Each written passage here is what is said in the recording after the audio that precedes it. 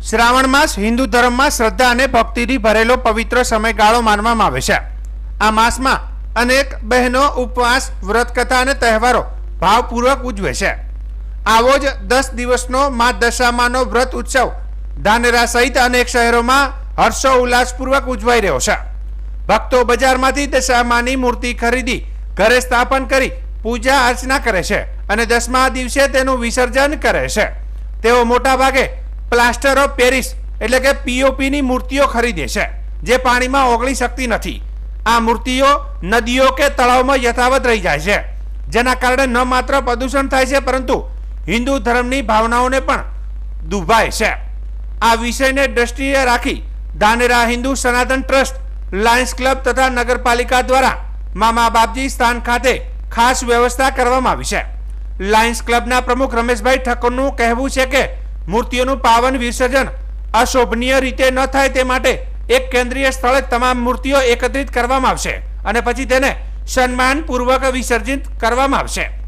તેમણે તમામ ભક્તોને વિનંતી કરી છે કે વિસર્જન સમયે પૂજિત મૂર્તિઓ નદીમાં કે તળાવમાં ક્યાંય પણ છોડવાને બદલે નિર્ધારિત સ્થળે મૂર્તિ જમા કરે અને હિન્દુ તહેવારની પાવનતાને જાળવે।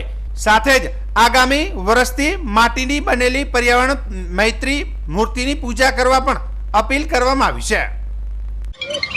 શ્રાવણ મહિનાની અંદર આપણે હિન્દુઓના ઘણા તહેવારો આવે છે। એમાં એક આવે છે તહેવાર દશામાનો તહેવાર, જેમાં લોકો 10 દિવસ માતાજીની પૂજા અર્ચના કરતા હોય છે અને જ્યારે જાગરણ આવે છે એના બીજા દિવસે સવારે એ લોકો માતાજીની મૂર્તિને અહીંયા કને પવિત્ર તળાવમાં, એટલે કે આપણે ધાનેરાનું મામા બાપજી તળાવ જ્યાં આવેલું છે ત્યાં કને વિસર્જન કરવા માટે આવે છે।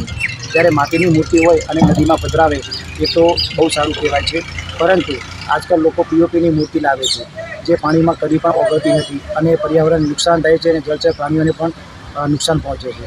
તો આ વખતે લાયન્સ ક્લબે એક પહેલ ઉઠાવી છે, જેની સાથે હિન્દુ સનાતન ટ્રસ્ટ અને નગરપાલિકા પણ જોડાયું છે કે ભાઈ જે પણ પીઓપીની મૂર્તિ આવે એને નદીમાં ન પધરાવતા આપણે એક કૃત્રિમ કુંડ બનાવીશું, જેની અંદર એ મૂર્તિઓ અમને આપે, અમે એને સ્વચ્છ પાણીથી નવરાવી અને એનું એક જગ્યાએ એકત્રિત કરી પછી વાહન દ્વારા વહેતી નદીમાં એ પાણીનું વિસર્જન વિધિવત અમે કરીશું। એટલે આ વખતે અમારી આ પહેલ સાથે આપ જોડાઓ, કારણ કે માતાજીની મૂર્તિ તમે જુઓ છો તો લોકોના પગમાં આવે છે, બરાબર। એના કારણે હિન્દુઓની આપણી લાગણી દુભાય છે અને મૂર્તિઓ પણ ખંડિત થાય છે। આ બધું ન થાય અને આપણી લાગણી ન દુભાય એ માટે એક અમે પહેલ કરી છે। તો આ બાબતે નગરજનોને, બહેનો અને માતાઓને નમ્ર વિનંતી છે કે આની સાથે અમને સાથ સહકાર આપે અને આવતી વખત પીઓપીની મૂર્તિ કોઈ પણ ન લાવે, ફક્ત માટીની મૂર્તિનો ઉપયોગ કરે। અને હવે પછી જે ગણપતિનો તહેવાર આવે છે એમાં પણ દરેકને નમ્ર વિનંતી કરીએ છીએ કે એમાં પણ પીઓપીની મૂર્તિ ન વાપરતા માટીની મૂર્તિનો જ ઉપયોગ કરીએ। અત્યારે દશામાનું વ્રત ચાલી રહ્યું છે। બધી બહેનો લગભગ દશામાનું વ્રત કરતી જ હોય છે અને 10 દિવસ સુધી માતાજીની મૂર્તિની પૂજા કરતા હોય છે। માતાજીની મૂર્તિની પૂજા કરી પછી હવે 10 દિવસ પૂરા થશે એટલે દરેક બહેનો પધરામણી કરશે માતાજીની। પણ ઘણી બહેનો એવું કરે છે કે ગમે ત્યાં જઈને મૂર્તિની પધરામણી કરીને આવે છે, એ આપણા માટે યોગ્ય ન કહેવાય। એટલે દરેક બહેને મામાજીએ સરસ વ્યવસ્થા કરી છે અને તે મામાજી મંદિરે જઈ અને ત્યાં પધરામણી કરવી। ત્યાં આગળ પેલા લાયન્સ ક્લબવાળા ભાઈઓ છે ને, એમને સારી વ્યવસ્થા કરી છે ત્યાં, દરેક બહેનો જ્યાં ત્યાં ના મૂકવી અને ત્યાં મામાજીની મંદિરે મૂકવી। અને આવતી વખતે દરેક બહેનોને વિનંતી કે દરેક માટીની મૂર્તિ લાવે।